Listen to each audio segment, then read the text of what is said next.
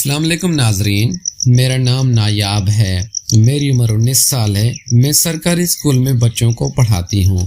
میں نے میٹرک کیا تھا، اس کے بعد ایک سرکاری اسکول میں مجھے جاب مل گئی تھی۔ میں زیادہ پڑھی لکھی تو نہیں تھی، لیکن پرائمری اسکول کے بچوں کو پڑھا سکتی تھی۔ میرا باپ ایک نشئی تھا۔ اماں کی وفات کے بعد ہمارے گھر کے حالات اس طرح ہو گئے کہ کھانے کو کچھ بھی نہیں بچتا تھا، رات بھی فاقے اور صبح بھی فاقے۔ آخر ابا نشہ کر کے سارا دن گھر میں سوئے رہتے تھے۔ میں کئی دفعہ ابا کو کہتی، ابا کچھ کھانے کو لے آؤ، میری جان نکل رہی ہے، مگر ابا بس نشہ کرتے اور سو جاتے۔ ابا کو کھانے پینے کی کوئی پرواہ نہیں تھی۔ اس وجہ سے ابا دن بدن کمزور ہوتے جا رہے تھے۔ مجھے بھی ابا کی کافی فکر رہتی تھی۔ آخر ایک دن میں مجبور ہو کر گھر سے نکل پڑی۔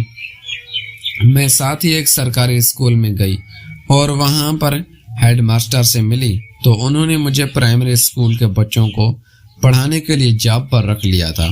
میری ماہانہ سیلری 10,000 روپے تھی، جس سے میں اپنے گھر کے حالات مینیج کر سکتے تھے اور 2 وقت کی روٹی سکون سے کھا سکتے تھے۔ یہاں پر مجھے کافی مشکلات کا سامنا بھی کرنا پڑا تھا، کیونکہ ہیڈ ماسٹر نے سب سے پہلے اپنے ساتھ 4 اور لڑکوں کو میرے ساتھ بٹھایا تھا اور ان سے بھی انٹرویو لیا تھا۔ میں پہلی دفعہ لڑکوں کے سامنے آئی تھی، کیونکہ میں گھر میں پردے میں رہتی تھی اور پردے میں رہ کر میں جوان ہوئی تھی۔ مجھے باہر کے لوگوں سے کافی پریشانی ہوتی تھی، لیکن اب مجبوراً مجھے یہ سب کرنا پڑ رہا تھا۔ مجھے اسکول میں بچوں کو پڑھاتے ہوئے 16 ماہ ہو گئے تھے۔ 16 ماہ کے عرصے میں نے اپنے گھر کے حالات کافی اچھے سے مینیج کر لیے تھے اور ابا بھی اب کافی صحت مند ہونے لگے تھے، کیونکہ میں نے ابا کو ایک منشیات کی ہاسپٹل میں داخل کروایا تھا۔ ابا بھی اب کافی سمجھدار ہونے لگے تھے اور نشہ چھوڑ چکے تھے۔ ایک رات میں اور ابا اپنے کمرے میں سوئے ہوئے تھے تو مجھے باہر کسی کے قدموں کی آہٹ سنائی دی۔ میں باہر نکل کر دیکھا تو ایک لڑکی ہمارے صحن میں گھوم رہی تھی۔ میں نے دیکھا وہ لڑکی انجان سی تھی، میں اس کو نہیں جانتی تھی۔ میں نے اس کو پکڑا اور اس سے پوچھنے لگی تو وہ کہنے لگی، میرا بازو چھوڑو، میں تمہارے ابا سے ملنے آئی ہوں۔ یہ بات سن کر میرے قدموں تلے سے زمین نکل گئی تھی کہ میرے ابا کی عمر 45 سال سے 50 سال کے نزدیک ہے اور ابا نے یہ کون سا کام شروع کر دیا ہے۔ ابا نشے کی لت تو چھوڑ چکے تھے، مگر اب کس کام میں پڑ گئے تھے؟ مجھے حیرانی ہو رہی تھی۔ اس نے کہا، میں تمہارے باپ کی ہونے والی بیوی ہوں۔ اس لڑکی کی عمر تقریباً 22 سال سے 25 سال کے نزدیک تھی اور وہ کافی خوبصورت تھی۔ میں نے اس سے پوچھا کہ تم نے ابا کے اندر ایسا کیا دیکھ لیا جو تم ان سے شادی کرنا چاہتی ہو؟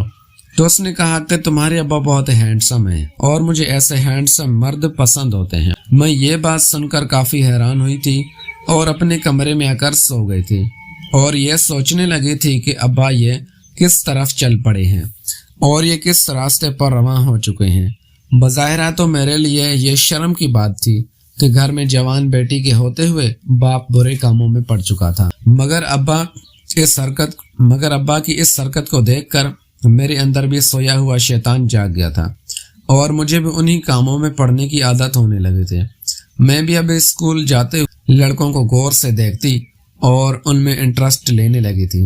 ایک دن میں اسکول میں پہنچی تو گیٹ پر ایک لڑکا جس کا نام راحت تھا، بہت خوبصورت لڑکا تھا اور وہ ہر روز میرے اسکول آنے پر گیٹ کھولا کرتا تھا۔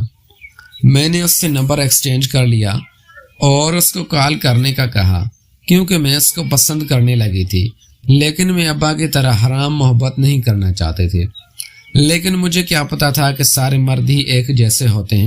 راحت نے 2-3 ماہ تو میرے ساتھ خوب پیار محبت کی باتیں کی، مگر آہستہ آہستہ اس کی محبت بھی ہوس میں بدلنے لگی۔ اب وہ میرے سے اکیلے میں ملنے کی خواہش کرتا۔ میں مجبور تھی اور میں ایسی لڑکی بھی نہیں تھی کہ میں اس کو فوراً اجازت دیتی کہ وہ میرے گھر آ جائے اور مجھ سے بلا جھجک مل سکے، کیونکہ میں دن کو گھر میں اکیلی ہوتی تھی۔ ابا دن کو اپنے دوستوں کے ساتھ گھومنے پھرنے نکل جاتے تھے اور میں گھر میں اکیلی بور ہوتی رہتی۔ میں گھر میں ہی راحت کے ساتھ فون پر بات چیت کر لیتی تو کچھ دن دلی سکون مل جاتا تھا۔ ایک دن راحت بہت ضد کرنے لگا کہ میں تمہارے گھر آ رہا ہوں۔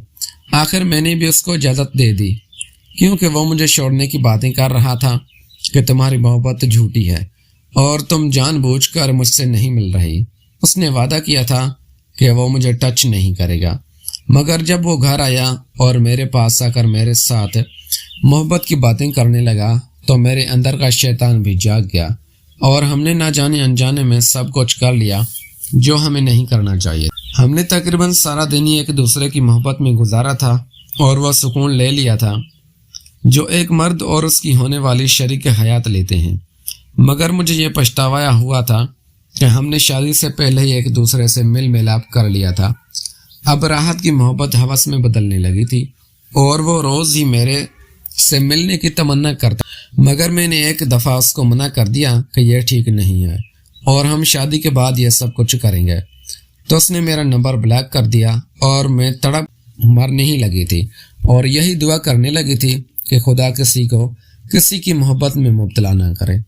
پیارے دوستو، اگر آپ کو یہ ہماری کہانی پسند آئی ہے تو اس ویڈیو کو لائک کر کے چینل کو لازمی سبسکرائب کریں۔ ملتے ہیں اگلی ویڈیو میں۔ Thanks for watching.